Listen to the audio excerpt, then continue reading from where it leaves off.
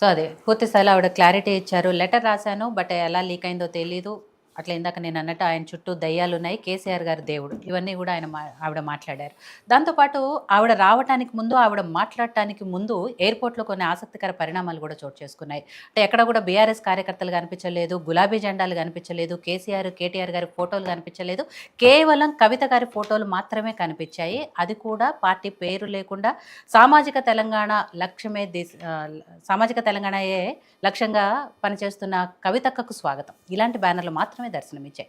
ఇవన్నీ కూడా నిజంగానే ఆవిడ పార్టీ పెట్టబోతున్నారు, పార్టీ నుంచి బయటకు వస్తున్నారు అనే దానికి కొంత ఊతం ఇచ్చినట్లయింది. కానీ ఆవిడ క్లారిటీ ఇచ్చారు, కానీ పూర్తి స్థాయిలో ఇవ్వలేదు. ఇంకా దీని మీద ఇంకా చాలా మాట్లాడాల్సి ఉంది. ఇలాంటి అభిప్రాయాలు కూడా వ్యక్తమవుతున్నాయి. సరే, ఓవరాల్గా లెటర్ ఎలా లీక్ అయింది, ఆ దయ్యాలు ఎవరు అనేది చర్చ జరుగుతుంది. కాబట్టి గౌతమ్ మరి ఏం చెప్తారు దీని గురించి? గుడ్ మార్నింగ్ అండి అందరికీ. ఈరోజు కవిత గారు మాట్లాడుతూ ఆ దాంట్లో పెద్దగా విషయం ఉందని అయితే నేను అనుకోవట్లేదు. ఎందుకంటే తండ్రికి కూతురుగా ఒక లేఖ రాసింది. ఆ లేఖ రాసిన దాంట్లో కూడా మొత్తం పార్టీకి సంబంధించిన అంశాలే ఉన్నాయి. ఆ పార్టీకి సంబంధించిన అంశాలు, ఆ పార్టీలో ఒక కార్యక్రమం జరిగితే దాంట్లో నెగిటివ్స్ కానీ పాజిటివ్స్ కానీ ఉండడానికి అవకాశం ఉంటుంది. ఆ అవకాశంలో భాగంగానే తను ఎప్పుడు కూడా నా అభిప్రాయాల్ని నేను డాడీతో పంచుకుంటానని చెప్పేసి తను అంటున్న స్థితి ఉంది. కాబట్టి మనం దాన్ని ఆ లేఖని పెద్దగా భూతద్దంలో పెట్టి చూడాల్సిన అవసరం లేదనేది నేను అభిప్రాయపడుతున్నాను. జనరల్గా జరిగే తంతులో భాగమే అది ఒకటి తను ఇచ్చిన క్లారిటీ తర్వాత. అంతకుముందు ఎవరు రకరకాల ఊహాగానాలు ఉండొచ్చు, రకరకాల చర్చలు కావచ్చు, రకరకాలుగా ఉండవచ్చు. కానీ తను క్లియర్ కట్గా ఒక అంశం చెప్పిన తర్వాత ఇంకా దాని గురించి మనం పెద్దగా మాట్లాడాల్సిన అవసరం లేదేమో అని చెప్పేసి అనిపిస్తుంది. అయితే 1-2 అంశాలు ఏదంటే మీరు అన్నట్టు లీకేజ్ ఎవరు చేశారు, లేకపోతే దర్యాప్తు లేదు దయ్యాలు ఎవరు అనే అంశాలకు వస్తే మాత్రం ఇది లీకేజీకి సంబంధించిన అంశాలు మనం మాట్లాడుకుంటున్నప్పుడు దానికి తప్పనిసరిగా ఏ విధంగా బయటకు వచ్చింది, ఏ విధంగా ప్రెస్కు పోయింది ఏంటి అనేది కూడా అధిష్టానం చూసుకుంటుంది. ఇప్పుడు అంటే అత్యంత సన్నిహితంగా ఉన్నది తన దగ్గరే ఫాదర్ దగ్గరికి వచ్చిన లేఖ బయటకు వచ్చింది అని అంటే తప్పనిసరిగా అది అధిష్టానం దాన్ని సీరియస్గానే తీసుకుంటారు. ఎవరు ఏంటి అనేది దాని మీద ఖచ్చితంగా ఒక యాక్షన్ అనేది ఉండబోతుంది. సీక్వెన్స్ చూసుకుంటే గత కొద్ది రోజుల క్రితమే ఆవిడ మాట్లాడిన సందర్భంలో పార్టీలో అంతర్గతంగానే నా మీదే కుట్రలు కుతంత్రాలు జరుగుతున్నాయి, వీటి మీద పార్టీ దృష్టి పెట్టాలి అని ఒక స్టేట్మెంట్ ఇచ్చారు. అట్లా ఇంకా సామాజిక తెలంగాణ రాలేదు అనే ఒక స్టేట్మెంట్ కూడా ఇచ్చారు. ఇప్పుడు ఆవిడ అన్నట్టుగానే ఆవిడ కూడా అదే చెప్పారు, నేను కొద్ది రోజుల క్రితమే చెప్పాను కుట్రలు కుతంత్రాలు జరుగుతున్నాయని. అందులో భాగంగానే ఇవాళ నేను రాసిన లెటర్ బయటకు వచ్చింది అని. ఏం కుట్రలు జరుగుతున్నాయి ఏంటి అనేది క్లారిటీ ఇవ్వాల్సింది తను.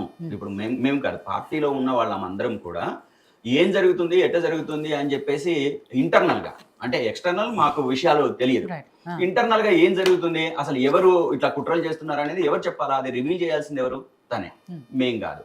సో అక్కడ ఎక్కడా కూడా రివీల్ చేయడానికి కూడా తను ఇష్టపడట్లేదు. ఇష్టపడకపోవడం వలన ఇప్పుడు మనం ఫలానా వాళ్ళు అని ఊహించి మనం చెప్పడము అది పెద్ద నేరమే అవుతుంది. నేను ఇబ్బంది కాదు, నేరమే అవుతుంది. ఎందుకంటే ఒక పార్టీకి సంబంధించిన అన్ని అంశాలని మనం పరిశీలించినప్పుడు ఆ పార్టీకి నష్టపరిచే మాటలే మాట్లాడాల్సి వస్తుంది తప్పితే లాభం చేసే మాటలు ఉండవు.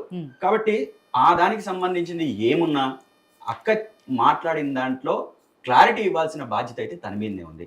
నాకు తెలిసి పార్టీ మొత్తంలో పార్టీని ఎట్లా ముందుకు తీసుకెళ్ళాలి, దాన్ని ఎట్లా అభివృద్ధి చేయాలి, ఇప్పుడున్న రజతోత్సవ సభ తర్వాత దీన్ని ఇంకా దాని సక్సెస్ తర్వాత దాన్ని ఇంకా ముందుకు ఎట్లా తీసుకెళ్లాలని చెప్పేసి ఆలోచిస్తున్న సందర్భమే ఉంది తప్పితే దీంట్లో ఒకరికొకరు కుట్ర చేసుకొని లేదా పార్టీని డిఫేమ్ చేసుకొని పార్టీ నష్టపోయేటట్టు చేసుకుందాము అని చెప్పేసి ఏ నాయకుడు కూడా ఉండదు.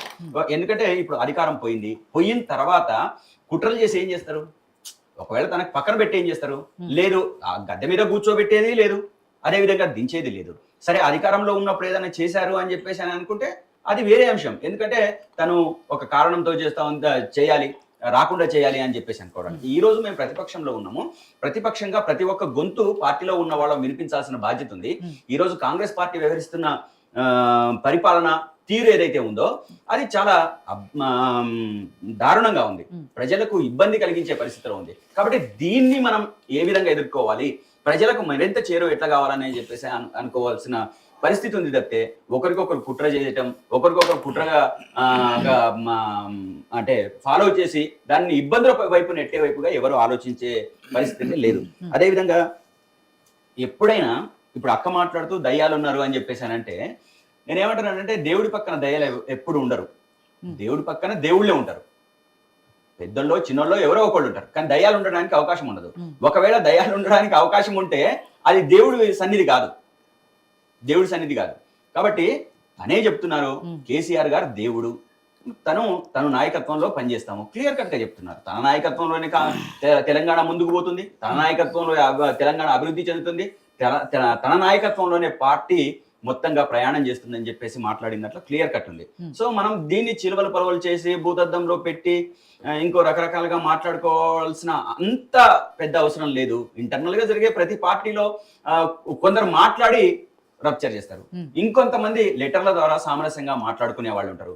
ఇగో మన నుంచి మంచి జరిగింది ఇది, ఇగో మన నుంచి చెడు జరిగింది ఇది, మన దాంట్లో మన పార్టీని ఇంకా ఎక్స్పాండ్ చేసుకోవడం కోసం లేదా ఎక్స్పోజ్ చేసుకోవడం కోసం లేకపోతే ఇంకా అభివృద్ధి చేసుకోవడం కోసం మనం ఈ ప్లాన్ ఆఫ్ యాక్షన్ చేస్తే బాగుంటది అని చెప్పి అనుకునే రకరకాల అభిప్రాయాలు రకరకాలుగా ఉంటాయి. కాబట్టి దాంట్లో కవిత గారు గతంలో కూడా రాసిన లేఖలు కూడా ఉన్నాయి కాబట్టి తను అంటున్న దాంట్లో ఆ విధంగానే చూడాలి తప్ప దాన్ని ఏదో పెద్ద భూతద్దంలో పెట్టి చూడాల్సిన అవసరం అయితే లేదని చెప్పేసి అయితే నేను స్పష్టంగా చెప్పదలుచుకున్నా. పార్టీ కూడా ఎక్కడ అది అది అది తప్పు, ఆ లేఖ రాయడమే తప్పు అనే అభిప్రాయానికి ఏం లేదు. పార్టీ లేఖ ఎవరైనా రాయొచ్చు, కవిత గారు రాయొచ్చు, గౌతమ్ ప్రసాద్ రాయొచ్చు, లేకపోతే ఎక్స్ప్రెషన్స్ రాయొచ్చు, ఎవరైనా రాయొచ్చు. రాసిన దాన్ని బయటకి ఏ విధంగా వచ్చింది అనేది ఇప్పుడు ప్రశ్న. బయట వచ్చిన దానికి ఏ విధంగా వచ్చింది ఏంటి అనేది తప్పనిసరిగా అధిష్టానం దాని మీద ఆలోచిస్తుంది, దానికి సంబంధించిన అంశాలన్నీ కూడా పరిశీలనకు తీసుకుంటారు. కరెక్ట్. మీరు అన్నట్టు నిన్నటి వరకు లేఖ ఎందుకు రాశారు అనే ఏమంటారు ఆ క్వశ్చన్స్ మాత్రమే వచ్చాయి. బట్ కానీ